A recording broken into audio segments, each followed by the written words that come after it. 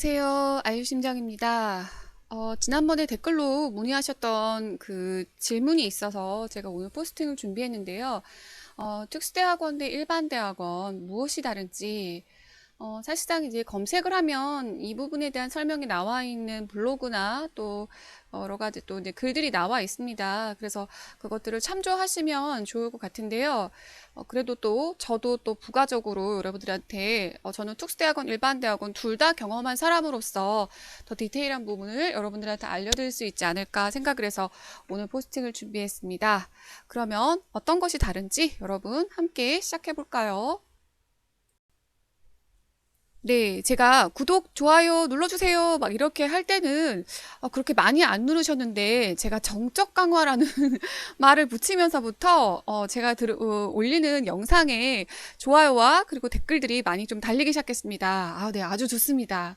네, 확실하게 정말 정적 강화가 되고 있고요. 저도 이렇게 영상 준비하고 할 때 그래도 예전보다는 조금 더 기운이 나는 것 같습니다. 여러분들이 도움이 된다고 하시고 영상 너무 좋다고 말씀을 해주시니까 저도 준비하면서 조금 이렇게 좀 신이 나기도 하고 기운이 납니다. 네, 앞으로도 여러분 지속적으로 구독, 좋아요, 그리고 따뜻한 응원의 댓글 부탁드립니다. 그리고 원하시는 또 컨텐츠가 있으시면 또 요청하셔서 이렇게 질문 같은 거 달아주셔도 좋을 것 같습니다. 간단한 답변은 제가 댓글로 바로 답을 드리고요. 조금 더 디테일한 설명이 필요할 것 같다라고 생각하면은 제가 이렇게 따로 포스팅을 준비해서 영상 올려드리는 테니까 궁금하신 사항 있거나 제한 사항 있으시면 올려주시면 좋을 것 같습니다. 네, 물론 제 역량이 되는 한도 내에서 정보들을 올리도록 하겠습니다. 네, 일단 특수대학원, 일반대학원이 정의적으로는 어떤 의미를 갖고 있는지 이제 이게 뭐 형식적인 거라 하더라도 일단 구분은 이렇게 해놓고 있다라고 하는 거를 좀 아시면 좋을 것 같습니다. 특수대학원은 이제 일칭 뭐 전문대학원이라는 이제 그 미명 하에서 이론 그리고 실무를 병행해서 전문가 양성을 목적으로 한다라는 개념으로 만들어진 대학원입니다. 그러니까 여기 이제 실무라는 부분이 일반 대학원과 굉장히 다르고 중점적으로 도구 되고 있는 부분인데요. 그러니까 학부에서 우리가 4년제 그 대학에서 학부 과정에서 배울 수 있는 건 기본적인 이론에 대한 감을 잡는다. 그리고 예를 들면 심리학과 그러면 우리가 심리학의 분야가 되게 여러 개잖아요. 임상도 있고, 그리고 상담도 있고, 그리고 소비자 심리학도 있고, 그리고 생리 심리학도 있고, 또 등등등 굉장히 다양한 산업심리도 있고 너무 다양한 분야들을 다루다 보니까 어느 한 분야의 전문가가 양성되기는 어렵습니다. 우리가 알고 있는 대학 4년제 학부과정으로는. 그러다 보니까 어느 한 분야에 특화되어 있는 실무진 그리고 실무 양성가들을 뭔가 그 배출해낼 우리 어떤 교육기관이 필요하다라는 관점에서 만들어진 게 특수대학원입니다. 그래서 전문가 양성이 목적이고요. 그 특수대학원 앞에 바로 이제 어떤 명칭이 붙으면서 바로 목적이 이제 기술이 됩니다. 뒷부분에 다시 설명을 드릴 거고요. 그렇다면 일반 대학원은 뭐냐? 여러분들 아시겠지만 대학은 이제 상아탑이죠. 학문을 연구하는 곳입니다. 그런데 실무, 우리 가서 일을 통해서 그 전문성을 또 뭐 증진시키고 그 분야에 대한 실무적인 또 어떻게 응용적인 부분들을 또 강조하기도 하지만 그 응용들을 잘 해서 또 실무에 잘 적용하기 위해서는 근거가 있는 선행 연구, 과학적인 어떤 증거가 필요합니다.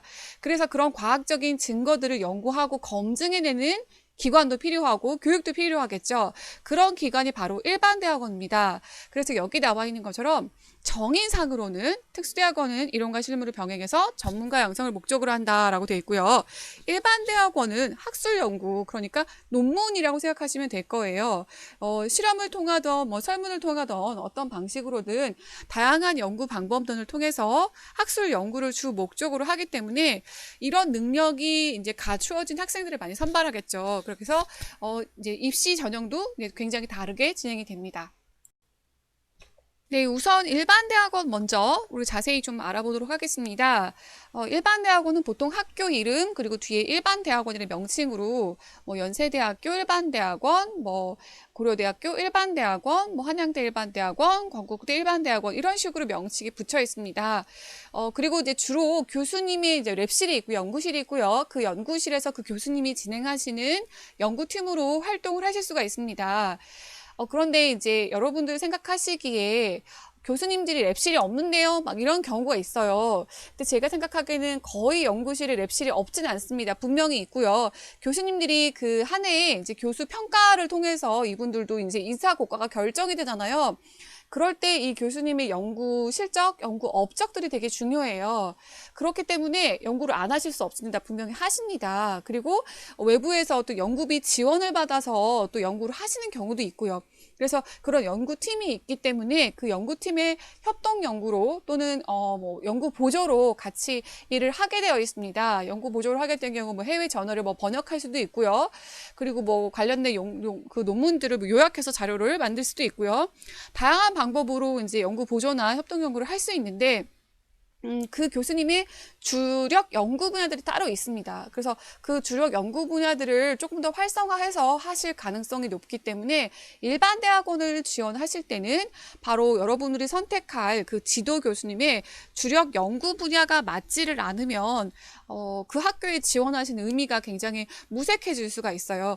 예를 들면 어떤 교수님의 주력 연구 분야가 뭐 진로 상담이다 또는 뭐 명상 또 건강 심리에서 말하는 명상이다. 굉장히 분야가 다르죠.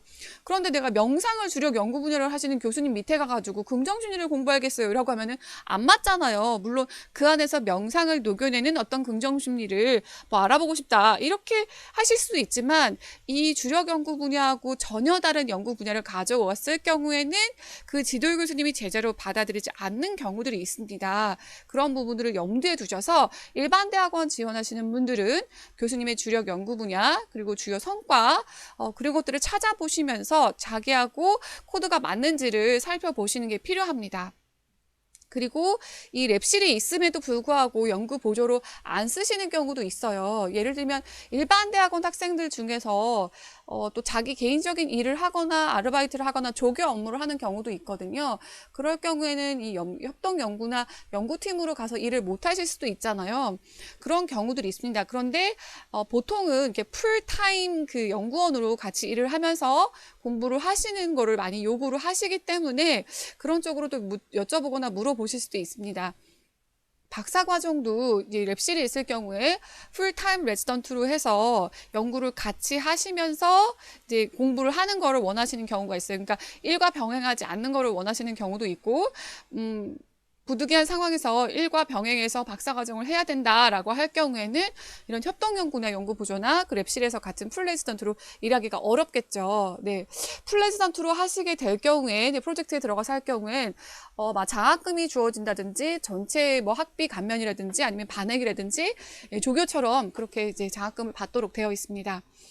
논문 작성이 이제 의무인데요. 학위 논문 외에 추가적으로 학술지 논문 같은 별도의 논문을 또 작성을 해서 졸업할 때 논문 2개 이상을 꼭 작성해야 한다라는 조건이 주어질 수도 있습니다. 그리고 주로 주간에 수업이 진행됩니다. 제가 말을 하다 보면은 막 추가적으로 막 이것저것 더 얘기를 해드리고 싶어가지고 좀 영상이 자꾸 길어지는 것 같아요. 어, 짧게 간결하게 네, 더 간결하게 말씀을 드리도록 하겠습니다. 네, 일반 대학원 입시 전형은요. 전공 필기 시험을 좀 주로 보게 되기도 하고요.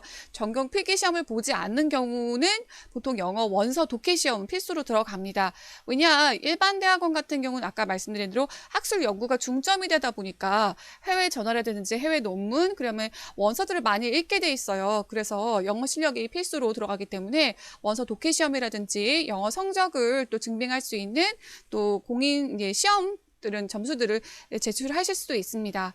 그리고 연구가 필수다 보니까 통계 실력이 반드시 뒷받침이 돼줘야겠죠. 뭐 SPS를 다룰 수까지는 없다 하더라도 통계에 대한 기본적인 지식과 개념을 알고 있어야 되기 때문에 통계 필기 시험으로 또는 구술 시험으로 통계에 대해서 묻거나 연구 역량에 대해서 증빙할 수 있는 기타의 어떤 것들을 제공하도록 되어 있습니다.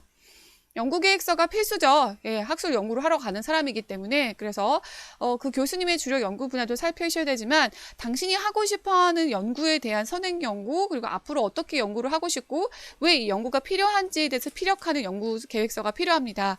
물론 특수대학원에도 돼요. 학업계획서라는 것들을 제출을 하고요. 그 안에 연구계획, 학업계획이라는 것을 작성하게 돼 있는데 일반 대학원은 조금 더 연구 치중이 있기 때문에 이 연구계획 파트를 조금 더 아카데믹하고 디테일하게 작성할 수 있는 능력이 되셔야 본인의 아카데믹한 능력들을 증명할 수가 있겠죠. 그래서 이 연구계획 부분을 조금 더 디테일하게 언급을 하셔야 됩니다.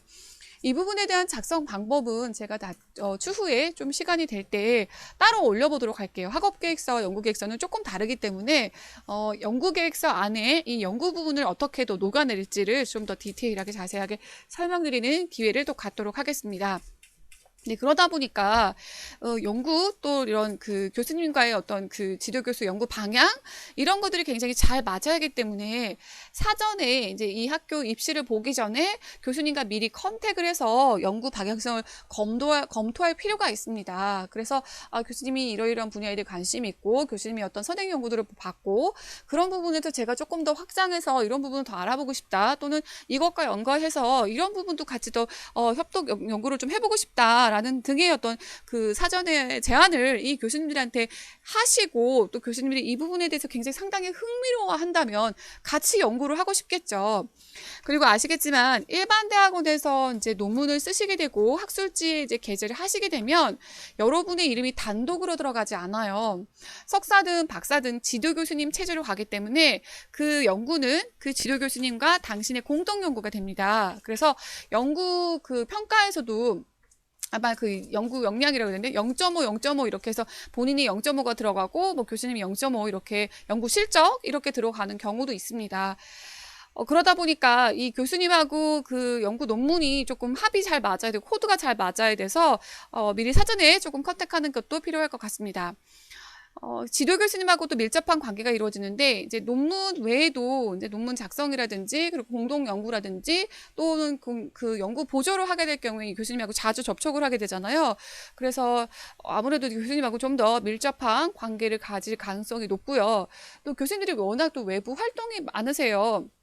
예를 들면 저희 그 지도 교수님 같은 경우는 뭐 상당심리 학회에서 또 섹션을 맡아서 좀 활동을 하고 계시는데 그런 활동을 하실 경우에는 이제 간사들을 또 선발을 하거든요. 그래서 그런 간사 역할을 또 이제 교수님들이 이제 지도하는 제자들 중에서 뽑아서 이렇게 맡길 때가 있어요. 그렇게 되다 보면 그런 부분도부터 시작해서 또 공동 연구에 또 행정 업무부터 시작해서 교수님들하고 상당히 밀접한 그 관계들을 많이 맺게 됩니다. 그래서 특수대학원보다는 지도교수님하고 약간 담임교사 체제? 담임교사라고 조금 다르죠. 담임교수는 나를 챙겨주지만 지도교수님 나를 챙겨주지 않으니까. 네, 아무튼 그래서 지도교수님하고 조금 더 밀접한 특수대학원에 비해서 밀접한 관계를 가질 수 있다. 근데 이것도 공동연구 안 하고 또 교수님 연구 보조도 안 하고 수업 시간에만 듣는다. 그리고 논문 쓸 때만 만난다라고 하면은 또 딱히 뭐 특수대학원과 크게 다를 바는 없죠. 그래서 일반 대학원 성향에 따라 또 여러분들이 일반 대학원에서 어떻게 수업을 하고 어떻게 학교를 다니느냐에 따라서 또 매우 달라질 것 같기도 합니다. 네, 특수대학원입니다. 네, 특수대학원은요, 교육대학원, 상담대학원, 상담복지대학원, 정책대학원 등등등 이렇게 이름 앞에, 대학원 앞에 바로 이 특수대학원의 목적이 명시가 됩니다. 그래서 이 목적을 보시면 이 학교에 추구하는 게 뭐다라는 걸 아실 수가 있겠죠. 교육대학원의 목적은 뭐겠어요? 네, 교육 전문가를 양성하는 거고요. 상담대학원의 목적은 뭐겠어요? 네, 상담 전문가를 양성하는 겁니다. 그래서 실무자 위주로 진행이 되기 때문에 주로 야간이나 주말에 수업이 진행이 되는 경우도 있고요. 학교에 따라서 명칭은 특수대학원이지만 주간에 수업이 있는 경우도 있습니다. 그래서 여러분들이 이거를 감안하셔서 학교 지원하실 때 확인하시는 게 필요합니다. 그리고 논문 작성이 선택입니다. 그런데 의무로 요구하는 경우도 있어요. 이거는, 그 교육대학원의 지도교수 또는 주임 교수님의 어떤 뭐 철학? 이런 게 담겨 있는 것 같아요. 그래 적어도 석사면 논문은 써야지. 이렇게 생각하시는 분들은 네, 무조건 논문 작성을 필수로 두는 경우도 있습니다. 네, 그런 거 감안하셔서 네, 지원하시면 될 것 같습니다. 네, 그러다 보니까 특수대학원은 좀 지원도 좀 달라지겠죠. 예, 구술 면접, 그리고 전공과 인성 이렇게 나눠지고요. 드물게 아주 필기 시험이 있는 경우들이 있습니다. 예, 지금은 거의 많이 사라졌는데요. 지금 유일하게 필기 시험이 남아있는 학교들이 지방에 있는 그 교육대학원 몇 곳이랑 그리고 백석대학교, 상담대학원, 대학교, 네, 객관식으로 네, 상담심리 예, 시험이 있는 거로 알고 있습니다. 대부분 많이 폐지를 했어요. 그럼에도 불구하고 간단하게 서술형으로 작성하는 네, 그 정도의 시험이 있습니다. 워낙 지원자들이 많다 보니까 그 필기시험 채점하는 것도 상당히 일이에요. 그래서 대부분 좀 많이 폐기를 하신 것 같습니다. 학업계획서는 제출하는 경우도 있고 또 제출하지 않는 경우도 있습니다. 그래서 보실 때 참조하시면 좋을 것 같고요. 제 생각에는 한 8, 90% 정도는 학업계획서 제출이 있는 것으로 알고 있습니다. 그러다 보니까 실무자들 양성한다라는 관점으로 보다 보니까 실무 경력을 굉장히 중요하게 생각해요. 뭐 그렇다면 일반 대학원은 실무 경력을 중요하게 생각하지 않느냐? 아닙니다. 실무 경력을 중요하게 생각하고 연구를 할 때 실무 경험을 굉장히 또 높이 사기도 해요. 그런데 뭐 특수대학원은 일단은 내가 지금 하고 있는 일에 시너지를 올릴, 시너지를 높여줄 또 목적이다라고 생각을 하면은 조금 더 많이 좀 인정해 주거나 좀 이렇게 해주는 편이 있을 수도 있겠죠. 그러나 실무 경력이 없다고 해서 전혀 뭐 기죽지는 마세요. 네, 그런 부분을 좀 우대한다라는 정도의 네, 관점으로 보시면 될 것 같습니다. 그리고 지도교수는 논문 쓸 때만 만나요. 딱히 이 특수대학원 같은 경우는 야간에 수업이 있기 때문에 별도로 교수님과 만남을 갖는다든지 개인적으로 자리를 갖는다든지 이런 게가 별로 없는 것 같고요. 특수대학원 학교마다 좀 다른 것 같은데 그 학교의 분해라든지 또는 뭐 신입생 환영회 또 뭐 중간 종강 세미나 이렇게 등등등 그 과 학생들 선후배들 또 교수님과 잘 뭉치는 그런 자리를 만드는 학교가 있고 막 MT도 심지어 가는 학교가 있어요. 근데 그런 게 없는 학교들도 있습니다. 이것도 이제 교수님의 어떤 그 취향인 것 같기도 하고, 교수님이 원하는 어떤 교육자의 어떤 그런 가치가 좀 포함이 되는 것 같습니다. 그래서, 이게 굉장히 활발하게 이루어지는 학교들이 몇몇 있어요. 네, 몇몇 있습니다. 이걸 제가 뭐 노골적으로 이렇게 말로 이렇게 표현하기는 좀 그렇고요. 네. 아무튼 그런 학교들이 있어서 나는 좀 개인적으로 조용히 학교만 다니고 싶다. 물론 그런 모임을 하더라도 난 빠질 수도 있죠. 근데 그런 것들을 이렇게 빠지지 않고 또 참여하기를 원하시는 학교들이 있습니다. 그래서 딱히 특별히 내 논문 지도를 해주시는 교수님하고 또 뭐 개인적인 관계를 갖기보다는 전체적으로 주임 교수 아래에 네, 이렇게 학생들과 함께 다 그냥 어우러져서 다는 학교들이 이제 그런 분위기, 학교별로 또 분위기가 좀 다르다라는 걸로 생각하시면 좋을 것 같습니다. 그래서 많이들 걱정하시는 게 특수대학원 출신 현장 취업이나 근무, 박사 진학에서 차별이 있지 않나라는 것들을 걱정합니다. 예전에는 그 특수대학원들은 이제 뭐라 그래야 되나, 뭐 영어도 안 보아, 통계도 안 봐, 연구 논문도 그 잘 안 봐. 그렇게 타이트하게 심사 안 해. 막 이렇게 하다 보니까 뭐 실력이 좀 딸린다. 뭐 이런 식으로 많이들 평가를 하셨거든요. 지금은 상당히 이 인식들이 조금 바뀌어가고 있고, 네, 실제로 바뀌고 있습니다. 그러니까 본인이 지금 하고 있는 업이 있기 때문에 워낙 상담이 오랜 시간 동안 공부를 하셔야 되잖아요. 그러다 보니까 석사는 특수대학원을 가고 박사는 이제 따로 또 일반 대학원을 가시는 분들이 점점 많이 생기고 계세요. 저도 마찬가지고요. 그래서 지금은 특수대학원이라고 해서 딱 무시를 하거나 차별을 한다라고 하기보다는 개개인의 역량에 따라서 좀 달라지지 않나라는 생각이 들어요. 예를 들면 저는 제 고대 교육대학원 나왔잖아요. 저희 교육대학원 출신 중에서 고대 그 심리학과로 박사 진학하시는 분들 꽤 있으세요. 뭐 흔하진 않습니다. 워낙 고대 박사, 심리학과 박사에서 많이 뽑지를 않으니까 뭐 한두 명 뽑잖아요. 한두 명 뽑으니까 워낙 들어가기가 힘들어서 그렇지 들어가시는 분들이 있습니다. 이게 선입견이 있으시면 안 좋을 것 같아요. 무조건 그 괜찮은 대학교 박사 진학을 위해서는 반드시 괜찮은 대학교 일반 대학원을 나와야 된다라는 뭐 편견, 선입견, 고정관념은 네, 별로 좋지는 않은 것 같습니다.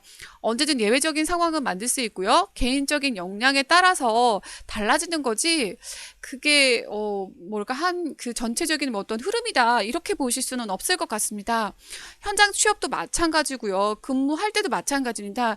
개인적인 역량이 상당히 많이 반영이 되는 거지, 그게 꼭 그 사람이 어떤 출신 학교 때문에 이렇다라고 하는 선입견은, 네, 제가 보기에는 최근에는 많이 사라지고 있는 추세이기도 합니다.